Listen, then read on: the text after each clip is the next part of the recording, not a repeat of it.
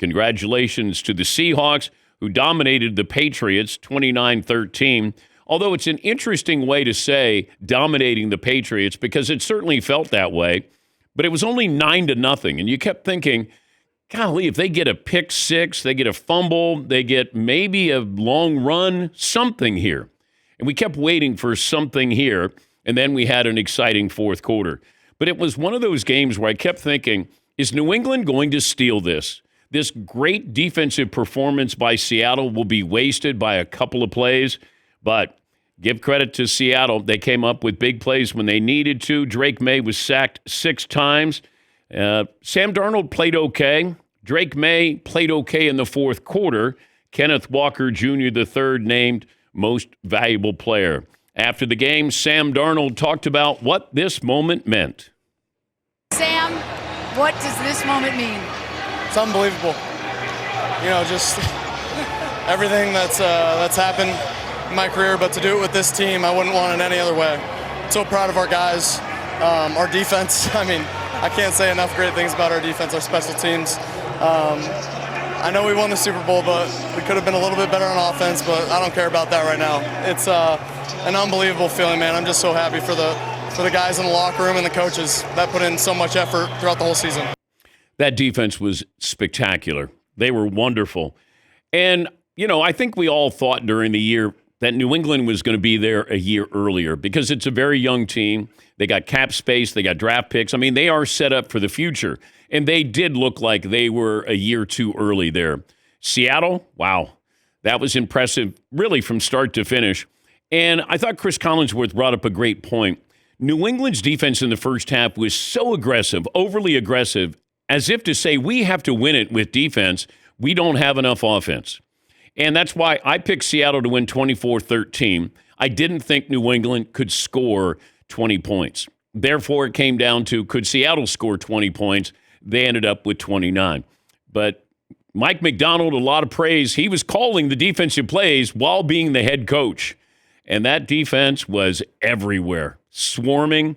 And even New England's Christian Gonzalez, golly, he made some big plays. But, you had too many players on Seattle making too many plays.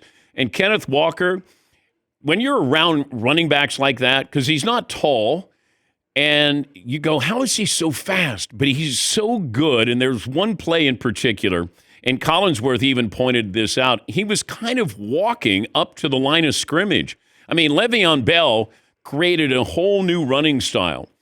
And here was Kenneth Walker just kind of walking up, and then boom, he sees his moment and takes advantage of it. They had enough plays to be able to keep New England's defense honest, but it doesn't matter the stats for Sam Darnold. And I know you can be really picky. Well, go back and look at Tom Brady's first couple of Super Bowls, okay? They won with defense. They didn't ask much. Peyton Manning's last Super Bowl, he didn't do anything. Sometimes you're along for the ride. But what you did to get your team to that point where you can be along for the ride, give Sam Darnold a lot of credit because you get kicked to the curb, you've played for 5 teams, and now you're a Super Bowl champ. The Seahawks head coach Mike Macdonald on the decision to bring Sam Darnold to Seattle. John deserves a lot of credit for that process. It's kind of uncharted waters that you have to navigate, and to the outside eye, it probably seemed like it happened fast, but he did a great job of guiding us through all those decisions. We're on record with it. Clint had a relationship with him. There's a lot of people in our building that knew Sam, that could vouch for who he was as a person. The tape backed it up. I think people made too big of a deal of him, of the last 2 games in the season, which I thought was just dumb. Watch the whole season. The guy played great all year. He came into Lumen and beat us. They won 14 games, so Clint knew he could do the stuff that we want him to do in our offense, and then let's rock and roll. I think it's kind of sloppy take if you say it was not a good football game because then you're missing out on the dominance of that Seattle defense. You can go back to the 85 Bears against the Patriots, and you might say that wasn't a good game. You're missing the point. You're watching a historical performance by the defense, and that's what you had with Seattle. The 4th Super Bowl team in history to allow fewer than 14 points, get 6 or more sacks, and score a defensive touchdown. The Broncos did that in Super Bowl 50 when they dominated the Panthers. The Bears did that when they beat the Patriots 46-10. And then the Raiders Going back to the Jack Squirick pick six on Joe Theismann, that was 38-9. That's pretty good company there with some great defenses. And I know, and it comes down to, as I tell you every single year at this time, if you can run the football and play defense, you can win the Super Bowl. If you get to this point, this game, and given all the tension and how Super Bowls get out of hand, one mistake and then it leads to another, if you can run the football, be as close to turnover free and play great defense, you'll win. And that's what happened again last night. So all the fanfare for throwing the ball, wide open offenses, it came down to Kenneth Walker running the football and that defense being unbelievable.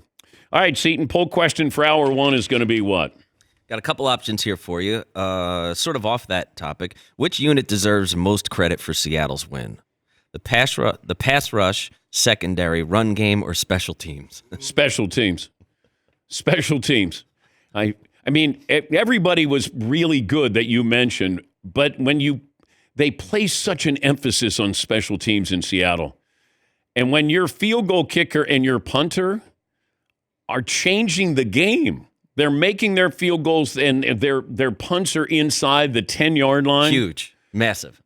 And what that does psychologically, when you have the ball at the 20 or 25, or you have it at the 1, and you're not moving the ball at all, and you have no big play capabilities, I thought that was just devastating for the Patriots.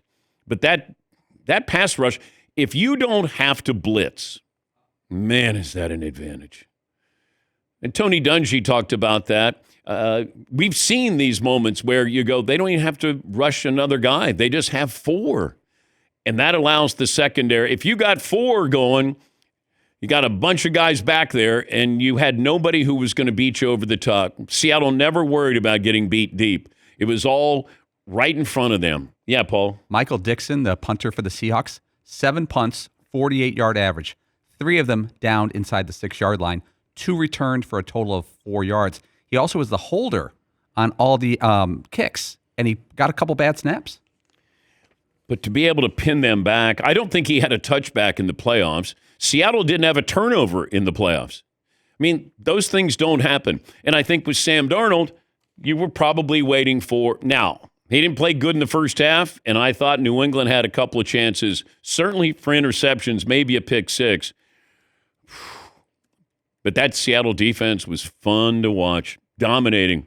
And that left side of the Patriots offensive line, 2 rookies over there, I was fixated on that side of the ball. For the first, I kept watching, and those guys were drowning. They were drowning there in Seattle green. And you could tell Drake May, I mean, that's where you see ghosts. Sam Darnold famously said he saw ghosts. I'm going to guess Drake May saw some ghosts, and will continue to see some ghosts. And I know afterwards he talked about his shoulder.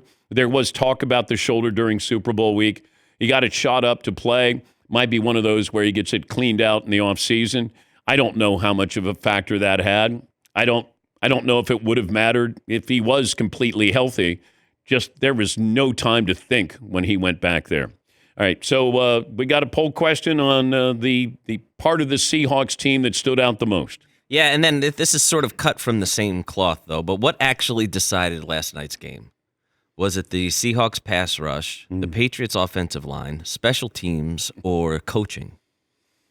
Man, it's all of the above. Like, that was total team. Total. And the only dip was really JSN wasn't a factor. I mean, imagine that if I said, yeah, they won, and JSN wasn't a factor at all. And he wasn't. And Sam played subpar. But they ended up dominating, to win it in double figures. And you kept wondering, is there something more that New England can do? And here's Josh McDaniels, who has more experience than any other offensive coordinator in NFL history in the Super Bowl. And I kept thinking, I want Drake May to get the ball and get it out of his hands, like right away. Almost a Brady-like playbook of just get it out.